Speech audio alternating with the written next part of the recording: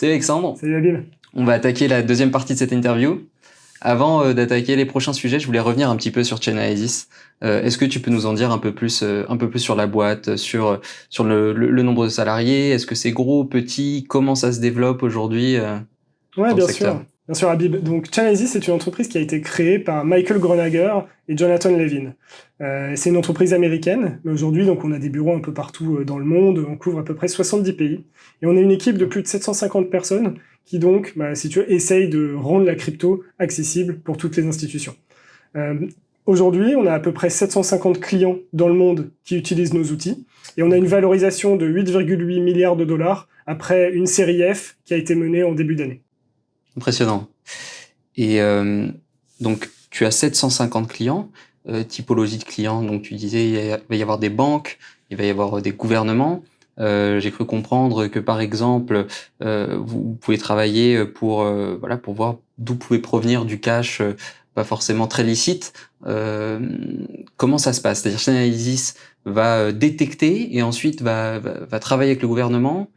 Quels sont les liens qui peuvent... Ouais, c'est une très bonne question. Alors aujourd'hui, si tu veux, donc on a de nombreux clients qui évidemment sont répartis par secteur d'activité. Donc on a les gouvernements, ce qui va inclure les forces de l'ordre, les régulateurs, etc., qui eux vont chercher à utiliser nos outils pour vérifier que la réglementation est bien appliquée, mais également pour essayer d'identifier des activités illicites et procéder à l'arrestation d'un certain nombre de personnes. Et ça, on va en reparler. Je te donnerai 2-3 anecdotes sur des cas que l'on a menés. À côté, on va avoir toutes les startups de l'écosystème crypto, donc ça va être des plateformes d'échange, ça va être, mais également des acteurs plus traditionnels, donc des institutions type banque, type hedge fund, etc., qui elles sont très fortement réglementées, vont avoir besoin d'utiliser nos outils. Et c'est vraiment ça les deux secteurs. Donc il y a vraiment le secteur un peu business et il y a les gouvernements et toutes leurs entités qui vont utiliser nos outils. Et est-ce que aujourd'hui Chainalysis arrive à couvrir entre guillemets, à protéger une bonne partie de l'écosystème, ou est-ce qu'il y a toujours 5, 10, 15% qui arrivent à passer un peu hors système et à profiter des bitcoins de manière illicite? Alors, si tu veux, c'est ça, c'est que le truc, c'est que si nous, tu vois, on l'a pas chez nous, on peut pas le quantifier. On n'est pas capable, si tu veux, d'identifier, l'activité illicite qu'il y a eu. Nous, ce qu'on sait, tu vois, et de par nos données, qui sont quand même les meilleures données sur la place, aujourd'hui, on sait qu'à peu près 0,15% de l'activité donc sur les blockchains découle d'une activité illicite.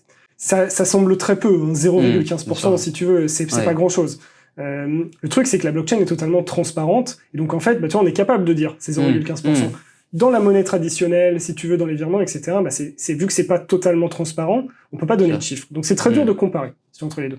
Ce qu'on sait, par contre, c'est que ces 0,15%, ça représente à peu près 14 milliards de dollars en 2021, ce qui est en très nette augmentation par rapport aux années précédentes, même si, tu vois, en termes de volume, on est en décroissance, parce qu'on est qu'à 0,15% des flux.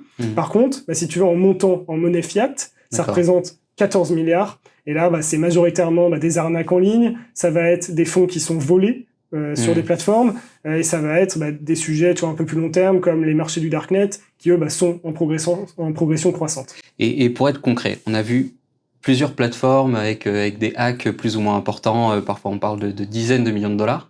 Est-ce que aujourd'hui, Chainalysis a permis de récupérer certains montants? Est-ce que au final, c'est tellement complexe que c'est pas forcément possible? Est-ce qu'on peut récupérer ces montants? Alors, je parle effectivement des plateformes sur lesquelles il y a eu des hacks, mais ça pourrait être aussi les ransomware. On a vu un hôpital à qui on a demandé 1 million de dollars pour débloquer les données. Ouais, écoute, excellente question. Pour le coup, c'est une partie de notre activité chez Chainalysis. Donc, on a du software, on a la partie où on propose des outils, mais on a surtout aujourd'hui une équipe spéciale, en fait, qu'on appelle l'équipe d'enquête et de programmes spéciaux, qui est chargée, en fait, de mener des enquêtes pour le compte de nos clients, afin de récupérer des fonds qui ont été volés ou identifier des sources illicites, identifier des acteurs spécifiques sur demande de nos clients. Et attention, on le fait vraiment sur demande de nos clients, on n'est pas, nous, en train d'enquêter, si tu veux, sur des cas, parce qu'on ne peut pas mener d'enquête, nous ne sommes pas les forces de l'ordre, nous sommes des outils utilisés par les forces de l'ordre. Donc, et aujourd'hui, comment vous aidez le gouvernement à identifier ces acteurs ? Donc on n'aide pas que le gouvernement, évidemment, si tu veux, on assiste les forces de l'ordre, et nos outils, en soi, peuvent être utilisés par toute une typologie d'acteurs pour identifier, si tu veux, des sources illicites, identifier des entités à risque, etc. Alors, on a aujourd'hui une équipe d'un peu plus de 40 personnes qui est chargée de mener des enquêtes pour, si tu veux, les entités gouvernementales, mais aussi, si tu veux, pour nos clients corporate. Par exemple, quand un grand acteur international est victime d'un ransomware et va payer, si tu veux, une rançon, aujourd'hui, il peut faire appel à nos experts pour identifier la destination des fonds et suivre ces fonds jusqu'à ce qu'elles touchent un point où, en fait, on va pouvoir agir et on va pouvoir récupérer les fonds. Ça, on le fait, tu vois, dans de nombreux cas de ransomware. Et aujourd'hui, pour te donner un exemple, sur les 3 milliards de dollars qui ont été volés l'année dernière à des plateformes crypto, Chainalysis a enquêté sur à peu près les 2/3, si tu veux, de ces fonds-là. Et pour conclure, aujourd'hui, on propose donc un service, si tu veux, de réponse à incident, en fait, avec un forfait annuel, et où dans le cas où vous êtes ciblé par un ransomware, que vous faites voler vos fonds, etc., vous serez automatiquement pris en charge par ces équipes spéciales, en fait, qui interviennent sur des cas spécifiques.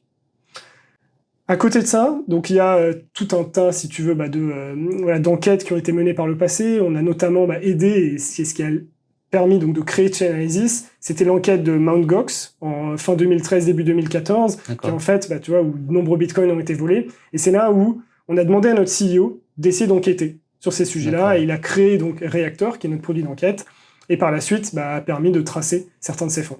Par la suite, on a aidé à arrêter de nombreux darknet markets, mais encore une fois, on le fait dans le cadre de nos travaux avec des forces de l'ordre. Nos enquêteurs vont aider les forces de l'ordre à identifier ces choses-là. Nous n'intervenons pas pour arrêter les personnes. C'est pas notre rôle.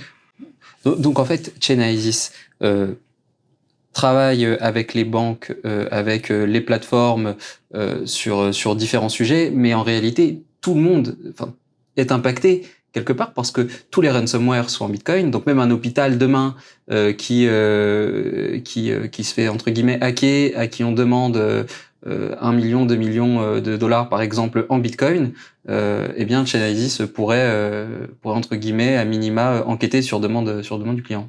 Tout à fait. Donc en fait c'est plus large qu'on le croit. Tout à fait. Ça veut dire que n'importe quelle entité aujourd'hui qui est victime d'un ransomware, qui doit payer une rançon Bitcoin et qui le fait, peut derrière nous contacter afin de suivre ces fonds, que nous on puisse les monitorer et essayer de les récupérer. Alors ce qu'il faut savoir, c'est qu'on est sur des temporalités longues. Parce que tu vois, quand des bitcoins sont payés à un ransomware, le ransomware peut mettre des années à les dépenser, à les transférer pour essayer de les convertir. Donc on peut être sur des temporalités longues, mais la réalité c'est que vu que la blockchain est totalement transparente et en fait on va être capable, si tu veux, de toujours récupérer les fonds si les personnes en face, ne savent pas ce qu'elles font.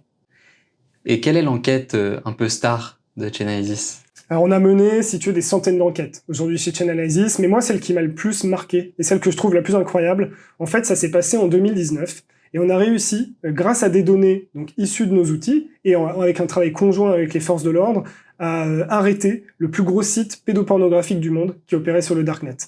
Ça a été une opération mondiale menée par de nombreuses forces policières. Il y a eu plus de 330 personnes qui ont été arrêtées et ça a permis de sauver plus de 20 enfants de l'exploitation pédopornographique. Incroyable. Je pense que c'est une boîte assez incroyable qui était assez connue dans la cryptosphère et on n'a pas toujours de visibilité sur ce qui est fait par la boîte et donc merci pour ça. Et juste pour terminer, pour donner une note peut-être un peu plus fun, est-ce que il t'est arrivé quelque chose sur les crypto-monnaies, blockchain? Est-ce que un truc un peu, je te dirais, un peu loufoque comme il peut arriver à certains Écoute, après 10 ans dans les crypto, il m'en arrivait beaucoup, des choses loufoques. Pour le coup, si tu veux, j'ai dépensé plusieurs bitcoins dans des pizzas, par exemple, qui aujourd'hui valent plusieurs dizaines de milliers d'euros. Et surtout, j'ai acheté en fin 2013 un MacBook Pro pour 2,5 bitcoins.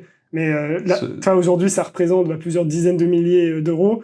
Si ce n'est 100 000 euros, si on regarde au plus haut. Hein. Tout à fait, mais la réalité, c'est qu'à l'époque, personne ne se disait, si tu veux, le Bitcoin, ça vaudra 10 000, 60 000 dollars, en fait. Nous, on était là pour la technologie, on n'était pas là pour s'enrichir, en fait.